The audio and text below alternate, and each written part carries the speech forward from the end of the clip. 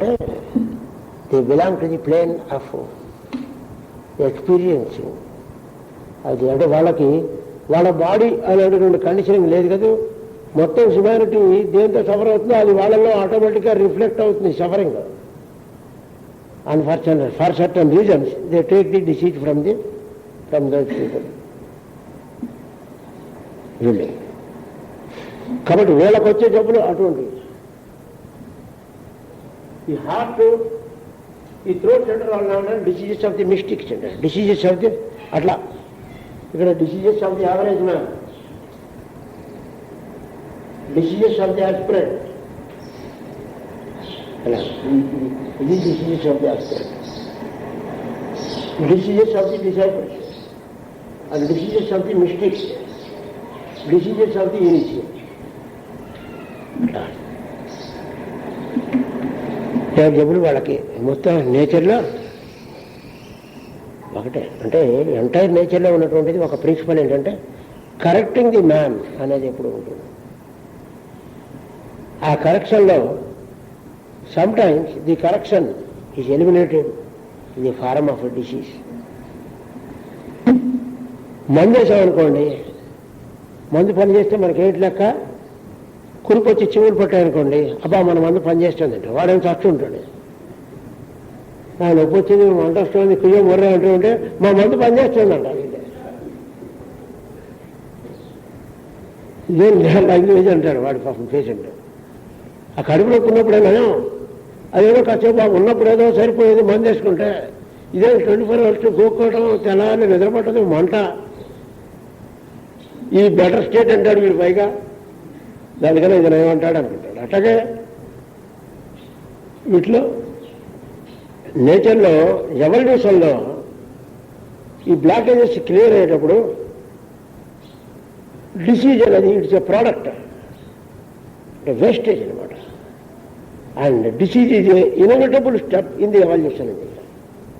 ఎందువల్ల అంటే suffering purifies man. అంటే suffering is not to be welcomed. అదే చెప్పాడు ఆయన. డిసీజ్ కానీ సఫరింగ్ కానీ డెత్ని కానీ మనం అదేదో కోరుతున్నామని కాదు అర్థం. But the purpose is that. ఎవల్యూషన్లో అవి కొన్ని తప్పనిసరి అయినటువంటి స్థితులు, వాటి ద్వారా మనం ప్రయాణం చేసి వెళ్ళవలసి వస్తుంది. ఆ వెళ్ళేటప్పుడు జాగ్రత్తగా పెయిన్కి సఫరింగ్కి న్యూట్రలైజ్ అవటం, దానివల్ల మ్యాన్ ఎవల్యూషన్ మరికొంత ఎవల్యూషన్ ఉంటుంది. ఎప్పుడైతే తన బాధకి సఫరింగ్ అనేది న్యూట్రలైజ్ చేసుకుంటాడో అప్పుడు ఊళ్ళో వాళ్ళ బాధకి రెస్పాండ్ అవటం, సింపథైజ్ చేయటం అన్నాడు. అది కొంతకాలం. దాని తర్వాత నెక్స్ట్ స్టేజ్ ఏంటంటే, అంటే చెప్పకూడదు కానీ చదువుతున్నాను, suffering is imposed upon man for certain reasons. ఒక్కోసారి సఫరింగ్ అనేది కావాల్సి వస్తుంది, రావాల్సి వస్తుంది. మన మందు హోమియోపతి మందులాగా మందు వేస్తే పాత సిమ్టమ్స్ అన్ని తిరగబెట్టుట, ఎప్పుడో వచ్చిన జ్వరం ఇప్పుడు మళ్ళా వస్తుంది, ఎప్పుడో ఉన్నటువంటి కడుపులో నొప్పి ఇప్పుడు మళ్ళా వస్తుంది. అది ఎలాగో మనం హోమియో మందుతో ఏం జరుగుతుందో బాగా హయ్యర్ ప్లేన్స్లో మాస్టర్స్ చేస్తారు.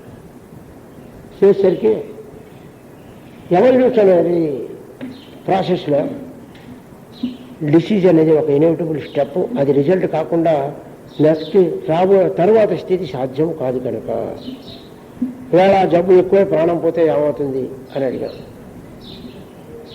జ్వాలాకుల మహర్షి ఏం చెప్పంటే, కొన్ని లక్షల జన్మల్లో ఒక జన్మ గురించి పెద్ద ఎక్కువ బాధపడాల్సిన అవసరం లేదు. పరమ గురువులు దానికి పెద్ద ప్రాముఖ్యత ఇవ్వరు. అంటే చచ్చిపోతుంటే చూస్తూ ఊరుకుంటారు అని కాదు, ప్రొటెక్ట్ చేయడానికి ట్రై చేస్తారు. కానీ ఎవల్యూషన్ చాలా ముఖ్యమైనటువంటిది. కాబట్టి ఇవాళ డిసీజ్ కనుక తప్పనిసరి కనుక అయినట్లయితే ఆపడానికి మాత్రం ప్రయత్నం చేయరు. నెక్స్ట్ లైఫ్ బెటర్ లైఫ్ రావడానికి మాత్రం ప్రయత్నం చేస్తారు. ఇప్పుడు ఉన్నటువంటి స్టేజ్లో ఇంతకన్నా ఎవల్యూషన్ సాధ్యం కాదనుకోండి, ఇప్పుడు ఉన్నటువంటి ఎన్విరాన్మెంట్లో కానీ పరిస్థితుల్లో కానీ. అటువంటిప్పుడు చేంజ్ ఆఫ్ బాడీ అనేది will be an inevitable step. అప్పుడు పెద్ద జబ్బు ఏదో వచ్చేస్తుంది, పోతుంది, ప్రాణం పోవడానికి ఏర్పాటు జరుగుతుంది, వచ్చేస్తుంది. అంటే ఎవడు ఇంపోజ్ చేయడు, కానీ వాడికి జరగవలసినటువంటి ప్రాసెస్లో ఇది ఒక పద్ధతి. అలాంటివి వచ్చినప్పుడు మాస్టర్కి ప్రత్యేకంగా ఆపడానికి మాత్రం ప్రయత్నం చేయరు. ప్రొసీజర్లో ఏమైనా మార్పు వస్తే చూస్తారు, వీడి వే ఆఫ్ లివింగ్లో మెంటల్ యాటిట్యూడ్లో మార్పు వస్తే అవ్వచ్చు. అందుకనే అకారణంగా పెద్దవాళ్ళు తిట్టడం, చీవాట్లు పెట్టడం మనం చూశాం. ఏం కారణం ఉండదు, పిలిచి చీవాట్లు పెట్టేస్తారు. మాస్టర్ గారు కొంతమంది ప్రత్యేకంగా చీవాట్లు పెట్టడం చూశారు. ఏమి పాపం చాలా చిన్న విషయం, ఈ చాక్ పీస్ ఇక్కడి నుంచి ఇక్కడ పెట్టడం 2 hours వాళ్ళు మటుకొని ఉతికేశారు. ఇంత చిన్నవాడికి కోపం వీరికి అనకూడదు, కానీ వీరిని మాస్టర్ గారికి కూడా కొంచెం కోపం ఎక్కువ. మాస్టర్ గారు కూడా మళ్ళాంటి వారే సిద్ధాంతం నిర్వహించిన వాళ్ళు ఉన్నారు. మీకు తెలియదు, మాస్టర్ కోపం చాలా ఎక్కువ ఉన్నారు కొంతమంది.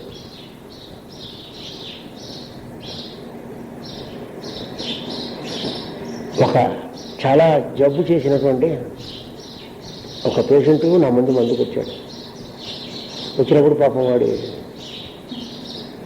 కొంచెం ఆలస్యంగా వచ్చాడంటే కొంచెం 5 నిమిషాలు ఎంత లేట్ అయింది. నేను ఇప్పుడు వచ్చా ఏంటిదని చెప్పేసి ఒక అరగంట తిట్టారు. జరిగి వాడు పాపం అసలే వాడు బితుకు మాట్లాడాడు. లేట్ అయిందని గట్టిగా తిట్టేసరికి వాడికి మతిపోయింది. అసలు ఎత్తి కాగితాలు అన్నాడు, మంది కాగితాలు అంటే అప్పుడు మొదట్లో పేషెంట్లుగా ఇచ్చేవాడు కొన్నాళ్ళు. వాడికి అయోమయంలో వాడికి అసలు తిడుతున్నాడు పక్క నుంచి కాగితాలు ఎక్కడ ఉన్నాయంటే వాడు అసలు జీవనంలో ఉన్నాయి సరిగ్గానే. వాడి కన్ఫ్యూజన్లో ఎక్కడ ఎతికాడు, వాడు ఎక్కడ ఎత్తుకున్నా కనపట్లేదు, ఉన్నా ఇక్కడే. ఈ మైండ్ కంప్లీట్గా కన్ఫ్యూజ్ అయిపోయింది. ఇప్పుడు ఇంకా వాటి పెట్టడం మొదలెట్టారు. ఏంటి కాగితాలు తెల్లగా పెట్టుకోవడం చేత కాదు, ఎందుకు వచ్చినావు, మందు వచ్చావా, అడుక్కోవడానికి వచ్చినావా, నేను నేలాంటి వాళ్ళకి మంది ఇచ్చిన దానికన్నా అనేదో ఇలాగా తిట్టేస్తున్నారు. వాడు ఇంకా పిచ్చకపోతే వాడికి ఏం చేయాలో తాతట్లో వేసుకుంటున్నాడు కాగితాలు. చివరికి ఆ కాగితాలు వాడి మీద దయదలిచి ఎక్కడ వెళ్తుందో దళాల కింద పడ్డారు. అప్పుడు అవి తీసి ఏంటి అదే కదా వారం రోజులు ఏంటండి అని ఇంకో అరగలకి చివరికి మందు ఇచ్చాక వాడు వెళ్ళిపోయాడు. చాలా చికాకుగా ఉన్నారు, మాట్లాడడానికి భయస్తుంది మా అందరికీ పక్కన వాళ్ళ. స్లిప్ కాగితం వాడికి ఇచ్చి పంపించాక తర్వాత మళ్ళీ వీడు వాడు వెళ్ళిపోయాడు అక్కడ హాల్ నుంచి బయటికి. మాస్టర్ అన్నారు, మనిషి చాలా వెంటనే మరి సెకల్లో ఈ బికేమ్ వెరీ కామ్, ప్రశాంతమైన చిరునవ్వుతో మళ్ళీ ఉన్నారు. పాపం కొంతమందికి ఇన్క్యూరబుల్ డిసీజ్ చేసుకుంటారు, వాళ్ళని అట్లా అంటే తప్ప వాళ్ళకి క్యూర్ అవ్వాలి అన్నారు. చాలా నవ్వుతూ ఎంతో ప్రేమతో అన్నమాట. తల్లి పిల్లాన్ని పుట్టాక ఎట్లా ఉంటుంది సరిగ్గా అదే ఫేస్. కొన్ని క్యూర్ అవ్వు వాళ్ళకి, మరి అలా చెప్పకపోతే అలా అనకపోతే. రమణ మహర్షి చదవండి కావాలంటే, ఈయనకున్నంత కోపం ఇంకెవరికి ఉండదని అనిపించింది రమణ మహర్షి జీవిత చరిత్ర చదువుతుంటే.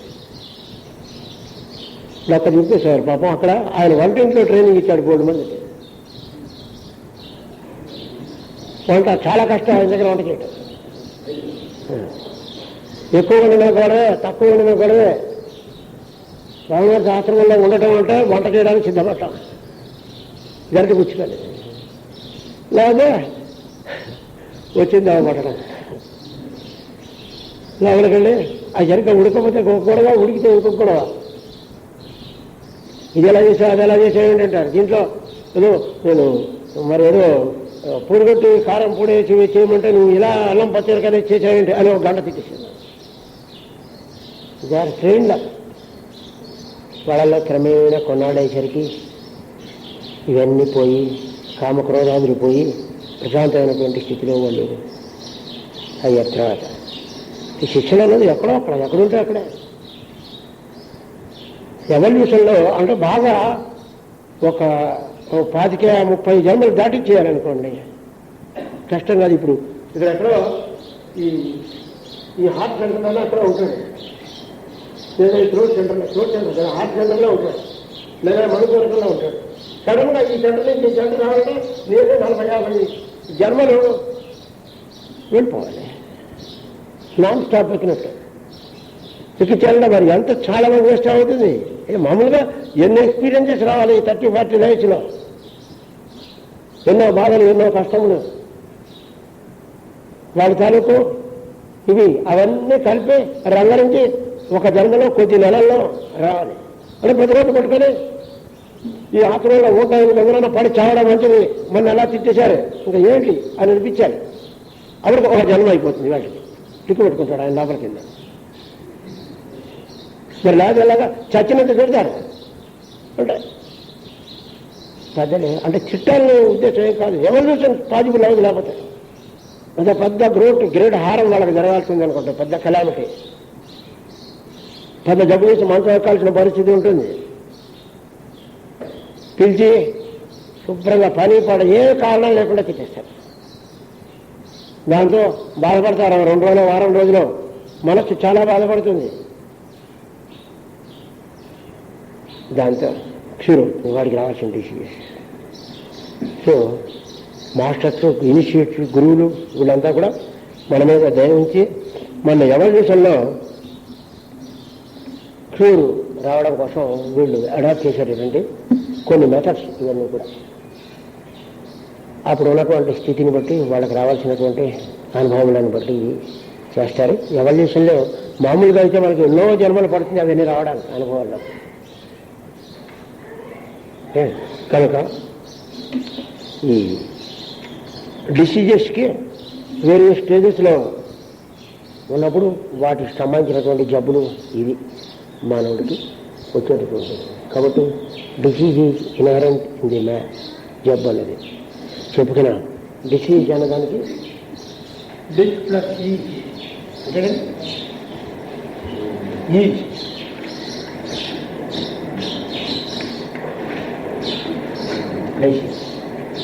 మ్యాన్లో ఉన్నటువంటి ఈజ్ ఉంది.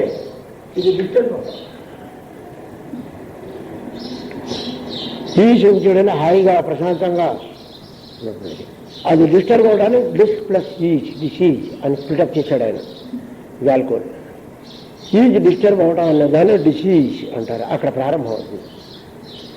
మళ్ళా ఉన్నటువంటి ప్రశాంతత ఎప్పుడు డిస్టర్బ్ అయినా సరే, ఎందుకు డిస్టర్బ్ అయినా సరే, ఎందుకైనా సరే అవనియచ్చు. కాక ప్రశాంతత అనేది పాడవాళ్ళని అవసరం ఏంటన్నాడు. Disease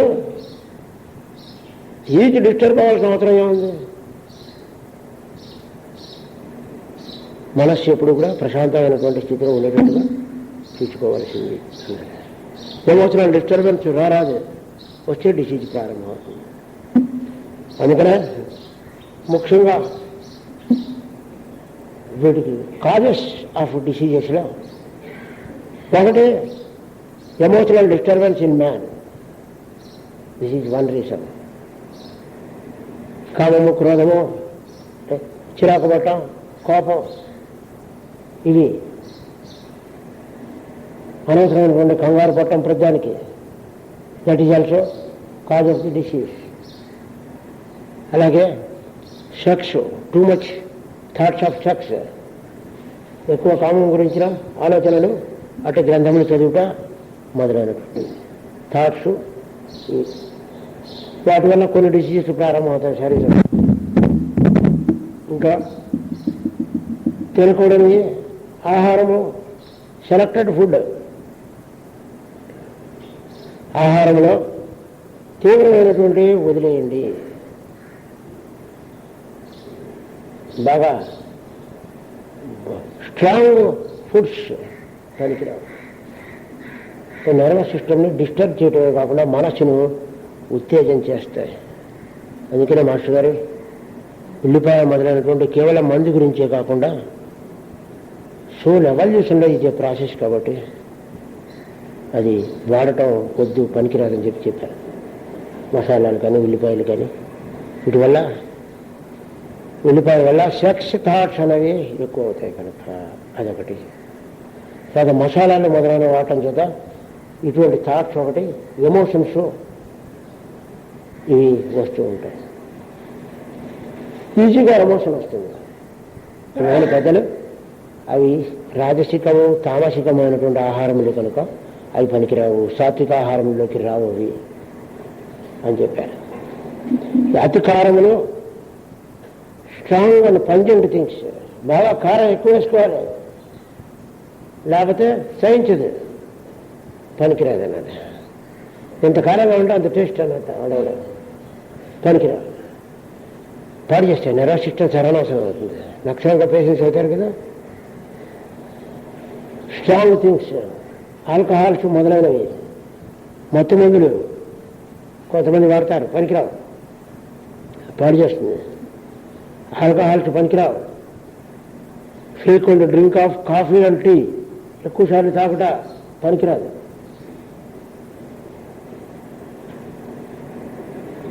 frequent use of tobacco, జర్దా పనికిరాదు.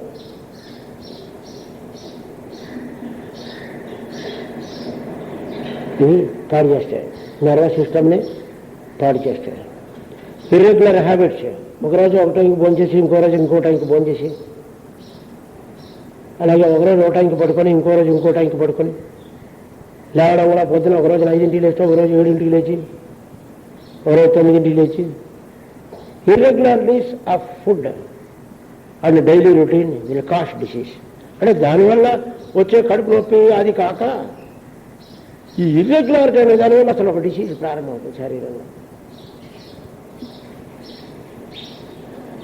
రోజు రాత్రి 1 గంట దాకా మేలుకోవటం, పనున్న లేపన,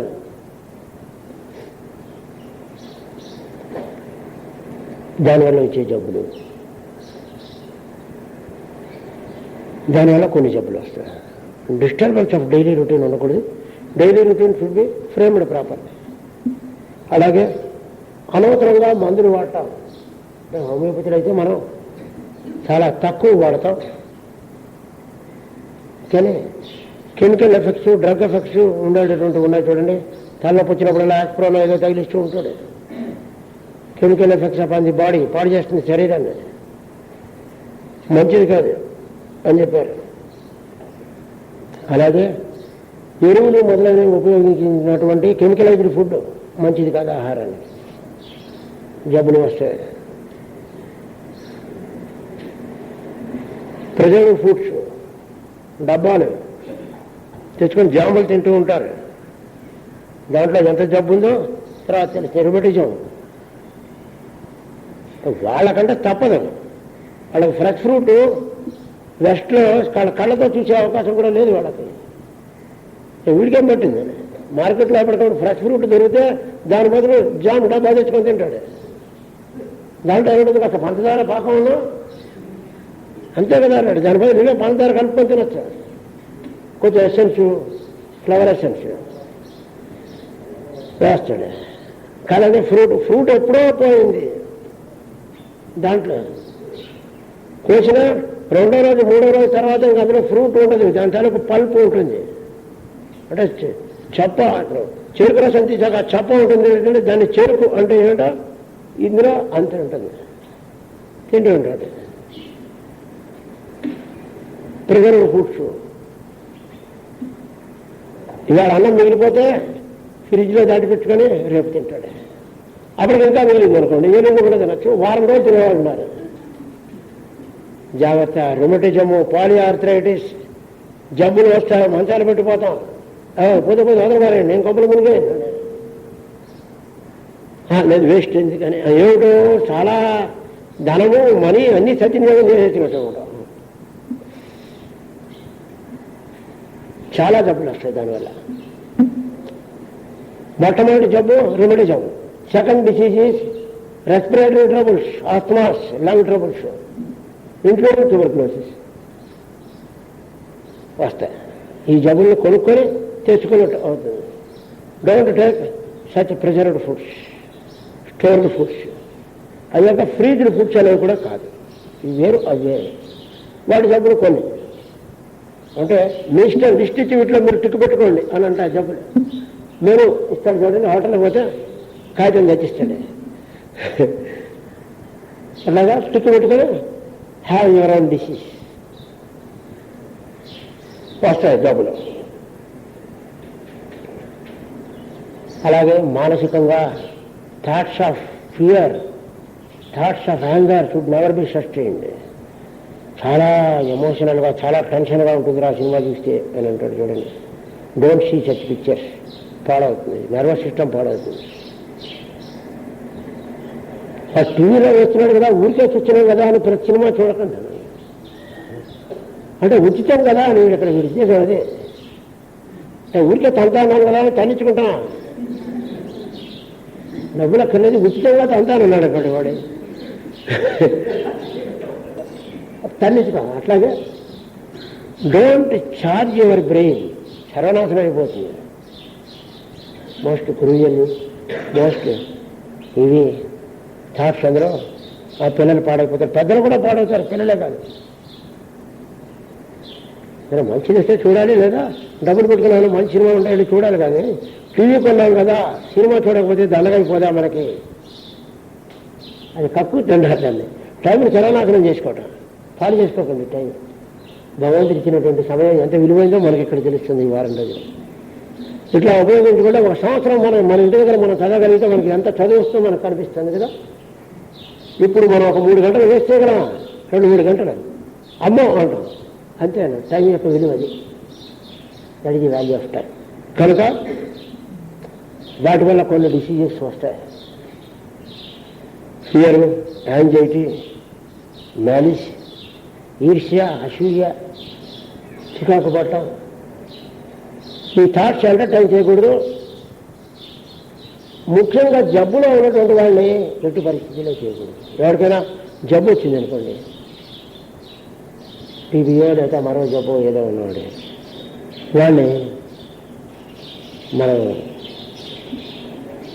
అసహించుకొని ఏంటి ఏం కావాలి ఏంటి గోళ అని అంటాడు. వాడు పాపం ఏదో దగ్గుతున్నా బాధపడుతూ కాస్త మంచినీళ్ళు ఉండి ఎలా కూడా అస్తమాన కాకలు ఉండి ఇస్తారు. ఇంట్లో పని లేదు ఇంటి వాళ్ళకి, ఇంటి దండపడతా మూల అని అంటాడు. 50 ఇంతట్లో ఇచ్చే లోపల అంటాడు. యావత్తుగా తెలిసినప్పుడు శాంతంగా ఉండాలి కదా అని. శాంతంగా ఉంటాం అవి కాదు అక్కడ. వాడి జబ్బు వీడికి వస్తుంది. కంటాజియస్ అంటే అర్థం అది. కంటాజియన్ అనేది ఫిజికల్ కాంటాక్ట్ వల్ల వస్తుంది అని టీచ్ చేస్తారు. శుద్ధ తప్పది. అట్లా వస్తే టీబీ హాస్పిటల్లో ఉన్నటువంటి నర్సులకి డాక్టర్లకి మొత్తం టీబీ వచ్చేసేది. ఏమిటి జబ్బు అసలు రాదు వాళ్ళకి. చూడండి సరే, వాళ్ళకన్నా ఎవరో మోర్ ఎక్స్పోజ్ టు డిసీజ్.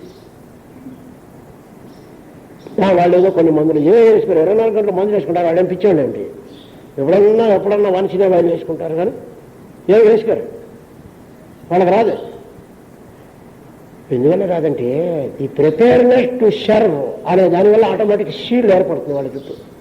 కవచం చుట్టూ ఒక షీల్డ్, వైటల్ షీల్డ్ వచ్చేస్తుంది అంతే అన్నాడు. ఇక డిసీజ్ రాదు వాడికి. అది తప్ప ఏదైనా క్యాన్సర్ వస్తుంది కానీ టీబీ మాత్రం రాదు వాడికి. అంటే వాడి సొంత జబ్బులు వస్తాయి తప్ప రాచేవాడిదే అన్నట్టు అవిరా. ఇది దీనివల్ల మాత్రం రాలే. వాడు సర్వీస్ చేయడానికి అసహించుకొని హాస్పిటల్లో పడేస్తారు చూడండి, వీడికి ఇంటి దగ్గర వస్తుంది. ఎందువల్ల అంటే హెరిడిటరీ ఫ్యాక్టర్ అని ఏదో చెబుతారు. సత్యం ఇది. ఏంటంటే you refuse to serve him, so you will have the disease. Nature ఒప్పుకోదు. మీ ఇష్టం దానికి హెరిడిటరీ అని ఏదైనా పేరు పెట్టుకో, వాడికి మాత్రం వస్తుంది. అమ్మా నాన్నకి టీబీ శానిటోరియంలో పారేశారనుకోండి, లేదా ఏదో శానిటోరియంలో పడేశారనుకోండి బిషప్, వీడికి కొన్నాళ్ళు అయ్యేసరికి వీడికి వస్తుంది. సో సిక్ పర్సన్స్ని చూసి అసహించుకున్నట్టు కానీ ద్వేషించడం కానీ చికాకు పొట్టలు కానీ చేయరాదు. చేసినట్లయితే మానసికంగా వీళ్ళకి సంబంధం ఏర్పడుతుంది, జబ్బు వస్తుంది. వాళ్ళతో డిటాక్టెడ్గా ఉండాలంటే ఒకటే మెథడ్, వాళ్ళకే సర్వీస్ చేయి, వాళ్ళని లవ్ ఎఫెక్షన్తో చూడు, జబ్బు రాదు. అప్పుడు షీల్డ్ వస్తుంది.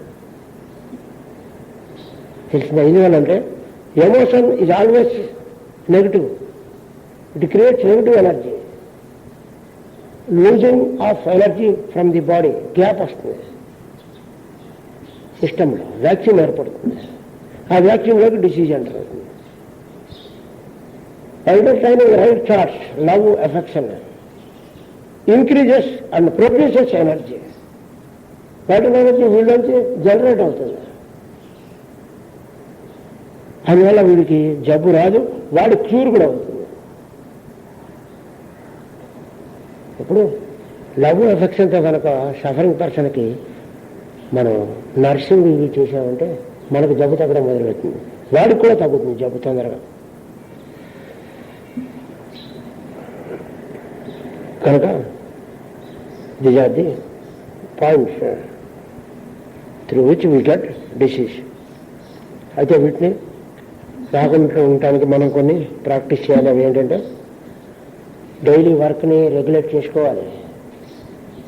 You have a plan for the day.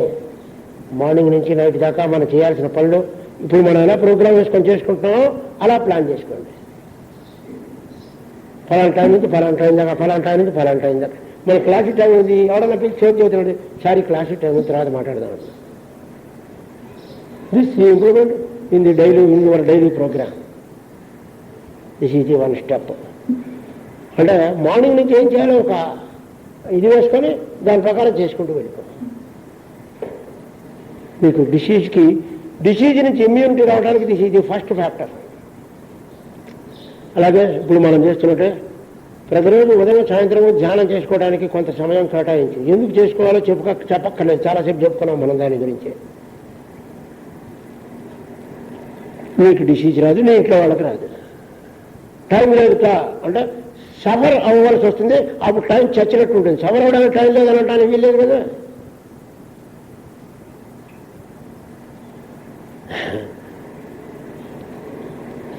తలగా నొప్పి వచ్చిందిట లేదా కడుపులో నొప్పి వచ్చిందిట, టైం లేదు అనడానికి వీల్లేదు. వీళ్ళు పడక ముందు వాళ్ళు ఒక్క చింపుతుంది, టైం లేదు అనకండి. దాని బదులు ఇప్పుడే నువ్వు టైం వదులుకో, కనుక ఇది ఒకటి చేయవలసింది అన్నాడు.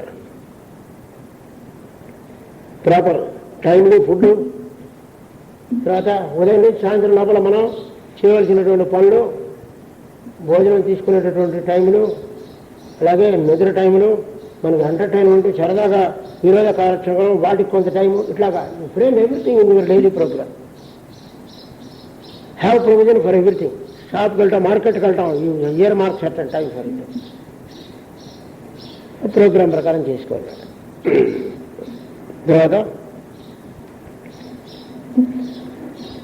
ఇంకా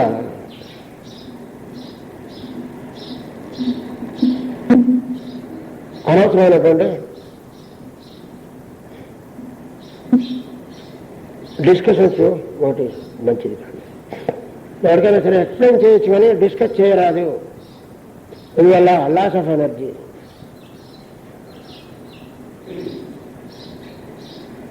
వాడు తప్పు చెప్పాడు, వాడు తప్పు చెబితే మనం ఇలాగని చెప్పాం, బాయ్ అలా కదరా ఇలా చేయాలి కాదు అనేది వాడు చేయడం గురించి ఎక్స్ప్లెయిన్ చేయడం మొదటి అనుకోండి, దాన్ని యూ స్టాప్ టాకింగ్. ఇంకోటి పొల్లే ఏదో నీ వీలు ప్రకారం చేయి, ఏమైనా డౌట్ వస్తే చెప్పు అని చెప్పి వదిలేయాలి. కానీ కాదు ఇలాగే చేయడం వాడి ప్రాణం చేయకూడదు. లాస్ ఆఫ్ ఎనర్జీ ముందు పోతే పోయింది, వాడు చెప్పినట్టు చేస్తే 5 రూపాయలు లాస్ అనుకోండి, లెట్ ఇట్ బి.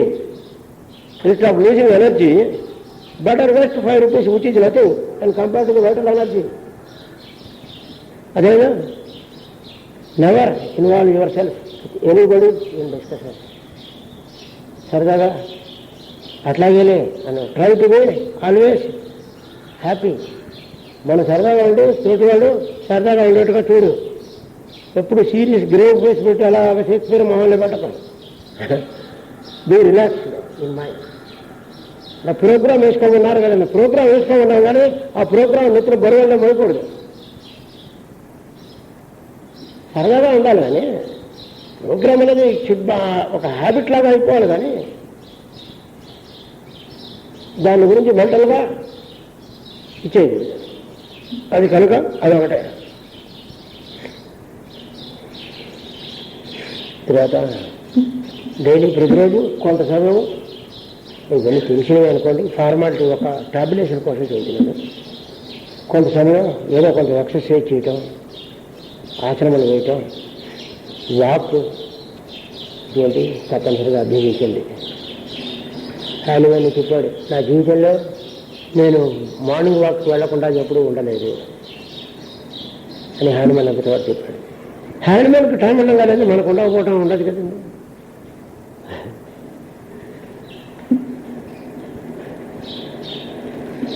అందువల్ల పెద్దవాళ్ళందరూ మాస్టర్ గారు రోజు ఆసనాలు ఎట్లా వచ్చేసాను. మాస్టర్ పాప ఆయనకి టైం ఉండదని మనం ఆయన మీద జాలి పడతాం. ఆయనకు ఉంది, ఆయన మన మీద పడాలి, ఎందుకంటే మనం వేయం కాబట్టి. కనుక ఆహారంలో కూడా సెలెక్టివ్ ఫుడ్. తర్వాత ఇంకోటి, మీరు తీసుకునే ఆహారంలో అంకుప్పుడు ఇవి రోజు కొంత ఉండేటట్టుగా చూసుకోండి. సీడ్స్ గింజలు నానేసి మొలకలు వచ్చేటట్టు తీసుకొని వాటిని ప్రతిరోజు కొంతసేపు తీసుకోండి. లేదా పచ్చి కూరగాయలు కొన్ని రోజు కొంత ఆహారంగా తీసుకోండి. చాలా జబ్బులు తగ్గుతాయి దాంతో. ఇది చాలా essential factors. Direct supply of vitamins ఉంటాయి వీటిలో. తర్వాత ఇంకా కనీసం నెలకు 2 సార్లు ఫాస్టింగ్ ఉండవలసిందే, ఉపవాసము. కటిక ఉపవాసాలు ఉంటాయి, అవి ఉండకూడదు, జబ్బులు వస్తాయి. కటిక ఉపవాసాలు కాకుండా స్టమక్కి రెస్ట్ ఇచ్చేటటువంటి పద్ధతిలో లిక్విడ్స్ ఏమైనా తీసుకొని కనీసం 10-15 రోజులకు ఒక మాట, ఒక పూట కంప్లీట్గా సాలిడ్ ఫుడ్ గ్యాప్ ఇచ్చేసేయండి. ఇంకే లిక్విడ్ ఫుడ్, పాలు కానీ మజ్జిగ కానీ ఎనీ సచ్ లిక్విడ్ హార్లిక్స్ కానీ మీ ఇష్టం తీసుకుంటే స్టమక్ ఫ్రీ అయిపోతుంది, శోధనం జరుగుతుంది. స్టమక్ డైజెషన్ అంతా కూడా.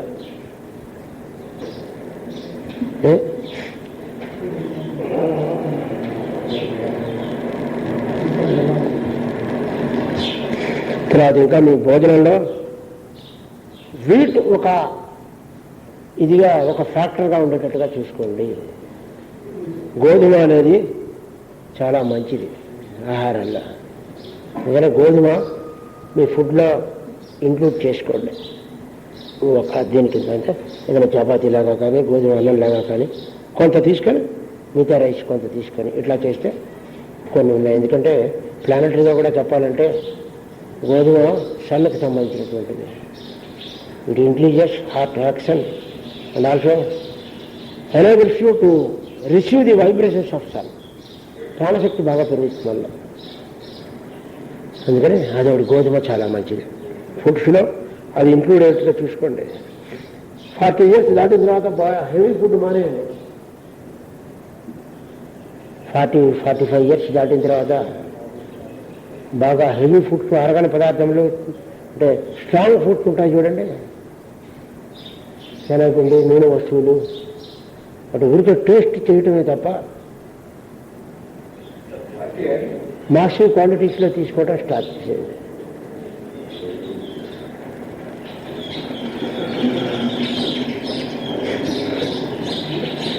తర్వాత ఇవన్నీ చెప్తున్నాం మనం. వారానికి ఒకసారి కనీసం నువ్వుల నూనె పెట్టుకొని స్నానం చేయండి తలంటే.